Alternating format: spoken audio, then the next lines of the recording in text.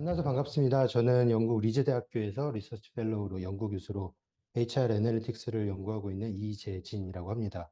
오늘 데이터 기반 인사관리를 위한 그러니까 스킬 기반의 HR 애널리틱스 시작하기라는 주제로 먼저 30분 정도 세션을 준비를 했는데요.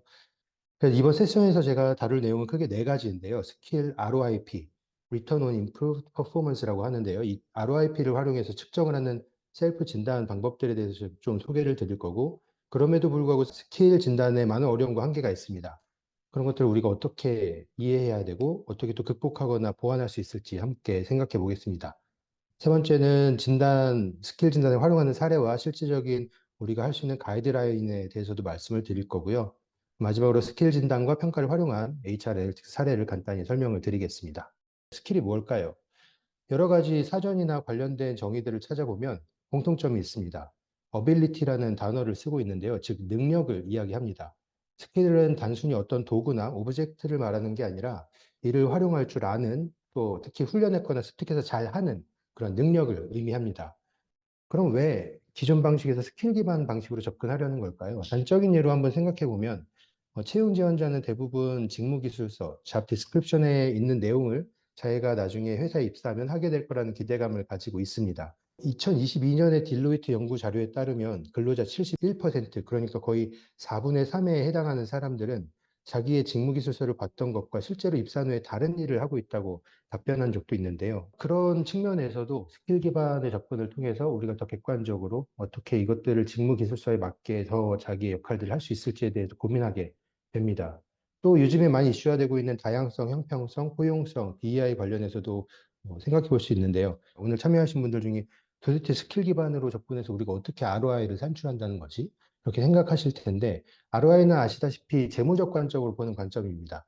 직원을 어떻게 보면 리소스, 자원의 개념으로 보는 거죠. 그래서 밑에 보시면 얼마나 우리가 투자한 대비 얼마나 수익이 있느냐를 가지고 산출을 합니다.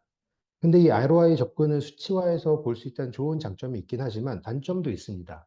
예를 들면 기간을 몇 개월로 하느냐, 뭐 년 단위로 하느냐, 아니면 어떤 1월부터 12월까지 픽스드 텀으로 하느냐, 뭐 이런 것에 따라서 값이 달라질 수도 있고, 마찬가지로 수식으로 되어 있다 보니까 어떤 항목을 기간과 비용에 넣느냐, 빼느냐에 따라서 이 ROI 결과값이 달라질 수 있습니다. 반면 ROIP, 그러니까 Return on Improved Performance는 수식이 아닙니다. 보시다시피 정량적으로 계산하지 않고요. ROIP는 무조건 숫자로 표현한다기보다는 가치로 평가를 합니다. 그래서 ROI가 재무수익, 숫자로 표현하는 재무수익이라면 ROIP는 가치수익이라고 볼 수 있는데요. 지금 화면 오른쪽에 보시는 것처럼 점점 퍼포먼스가 올라갈수록 조직의 가치가 올라가는, 여기서 우리가 스킬과 이런 것들이 어떻게 발현되는지 한번 예를 들어서 같이 살펴보겠습니다. 여러분 많이 익숙하신 기업 중에 맥도날드와 스타벅스가 있죠. 둘 다 최종 소비자와 직접 대면해서 비즈니스를 수행하는 B2C 기업입니다. 프로덕트는 좀 다르긴 하지만 소비자에게 직접 무언가를 제공한다는 점에서는 굉장히 비슷한 점이 있습니다. 근데 핵심은 두 기업의 조직, 오거나이제이션 밸류가 다릅니다. 맥도날드는 컨시스턴시, 그러니까 한결같은 어떤 일치도와 스피드가 핵심이죠. 제품 퀄리티가 유지된다는 조건 하에 프로세스의 자동화가 핵심입니다. 반면 스타벅스는 바리스타 중심으로 서비스가 제공되고 대부분 이 바리스타들은 멀티 탤런트를 가지고 있습니다.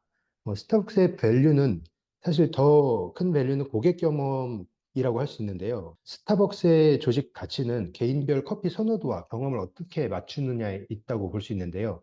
그렇다 보니까 지금 보시다시피 성과에 따른 고객의 경험 레인지 폭이 굉장히 넓습니다.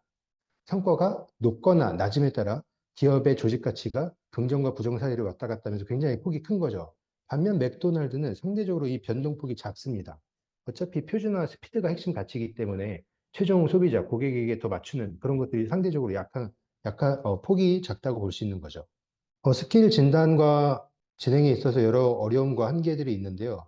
제가 있는 영국의 교육부에서는 지금 보시고 계신 그 스킬 어세스먼트라는 웹사이트를 운영하고 있는데요.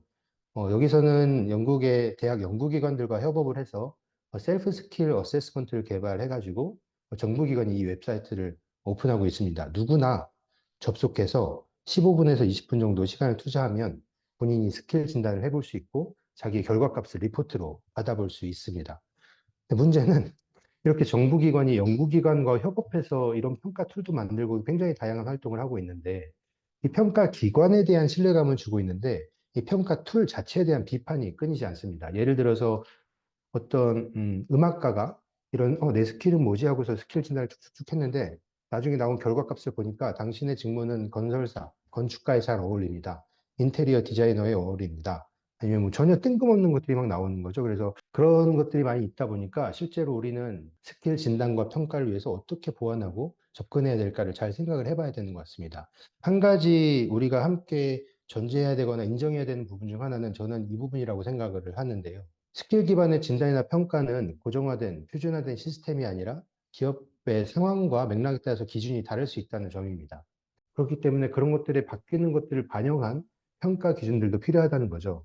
그래서 밑에 보시는 세 가지, 공공기관의 협업, 또 전문 연구기관과의 협업, 그리고 기업 내부 집단의 어떤 피드백 검토를 통해서도 이러한 정확성을 확보하는 관점으로 스킬 진단을 계속해서 보완해 나가야 된다고 생각을 합니다. 그런 관점에서 몇 가지 사례와 가이드라인을 말씀드리려고 하는데요. 기업 단위로 한번 살펴볼까요? 스킬 진단의 유익 중 하나는 저는 그 비슷한 산업군의 타 기업들과 그 수준을 비교해 볼 수 있다고 생각을 하는데요. 지금 보시는 연구는 2000년부터 2014년까지 15년간 링크드인에 있는 약 3,500개 기업의 9만 명의 직원들의 데이터를 분석한 결과입니다. 이 연구를 보면 우리 회사의 기업의 경쟁사가 어디인가 를 추적하기 위해서 이동한 직원들의 스킬을 팔로우업한 연구입니다. 그리고 그 과정에서 각 회사들이 어떤 스킬들을 주로 가지고 있지를 같이 분석도 했고요.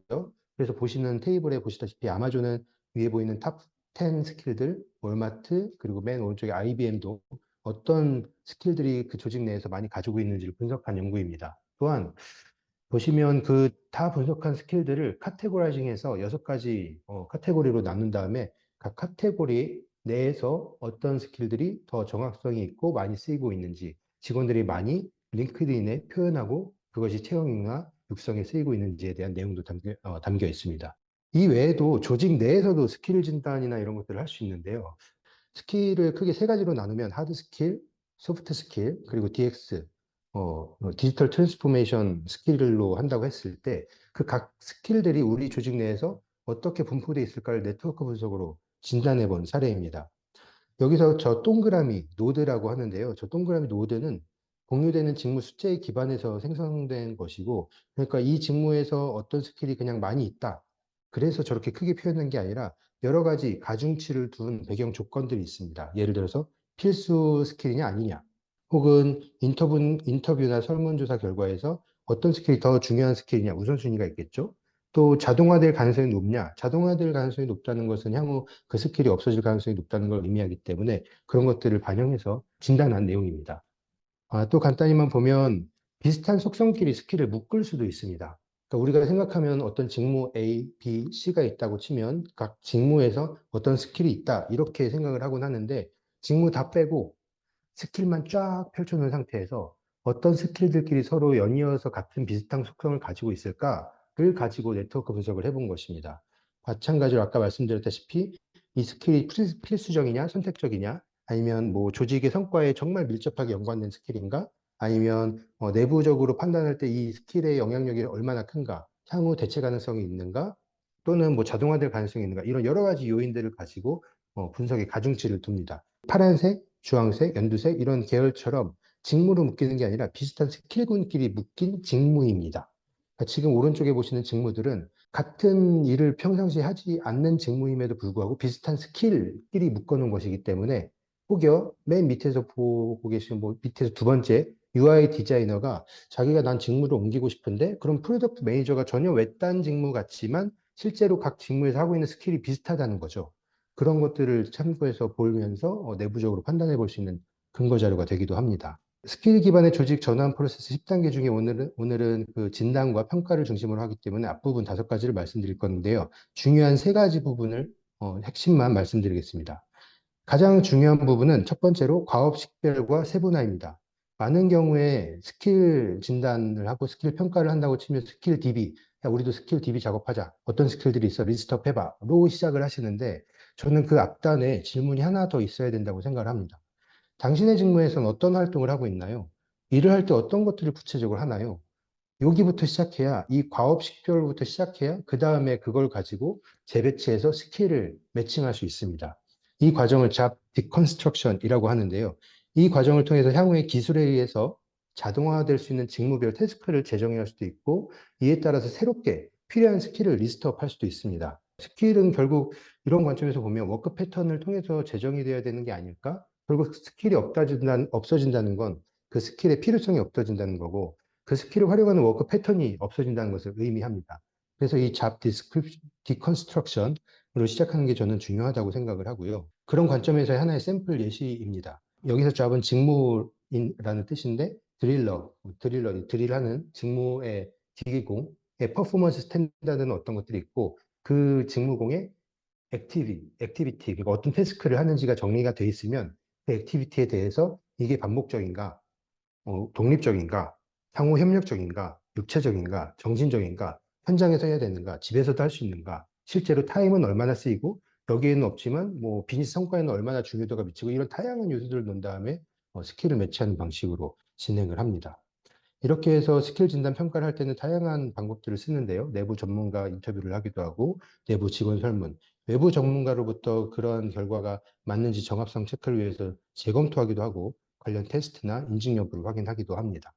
마지막으로 그 HR 애널리틱스와 관련된 사례를 이렇게 말씀해 주면 좋겠다 이렇게 요청을 주셔서 생각을 해봤는데, 여러 가지 것들보다 이 한 가지를 좀 말씀을 드리고 싶습니다.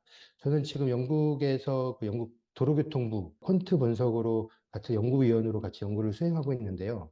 영국의 잉글랜드에 있는 모든 건설 현장에 있는 직원들의 모든 데이터를 가지고 다이버시티가 이 사람들의 성과에 영향이 있나를 예측하는 프로그램 그 성과 분석 프로젝트를 하고 있습니다. 그 내용 중에 일부 한 가지 사례를 가져왔는데요. 거기서 취합된 데이터 중에 무슨 데이터가 있었냐면 당신이 스스로 스킬이 부족하다고 느끼나요? 라는 질문이 있었습니다. 그리고 실제로 그 질문 외에 다른 데이터 중에 하나는 당신이 지금 일하고 있는 현장에서 조만간 퇴사를 하고 싶나요? 퇴사 의지가 있나요? 혹시 6개월 이내에 퇴사할 정도로 퇴사에 강력한 의지가 있나요? 이런 데이터도 취합된 게 있었습니다. 그래서 스킬에 부족한 어떤 데이터와 그리고 향후 이탈 가능성의 데이터를 놓고서 같이 분석을 해봤더니 스킬이 부족한 지역원들은 향후 조직 이탈 가능성이 3배 이상 높은 걸로 이렇게 보여지고 특히 빨간색으로 표현된 6개월 내 이상 이내에 이탈할 가능성이 높은 직원들은 거의 3.6배 증가하는 것으로 분석이 됐습니다. 그만큼 스킬이 부족했을 때 직원들이 조직 내에서 일할 때 내가 업무를 수행하기에 충분하지 않다. 그리고 그게 직원 만족도가 떨어지는 것일 수도 있고 몰입도가 떨어지는 것일 수도 있고 이탈 가능성에도 영향이 있는 것일 수도 있죠. 관련된 내용은 더 사실 분석하다 보면 다양한 것들이 많이 있는데 일단 시간 관계상 제 세션은 여기서 마무리하고요. 감사합니다.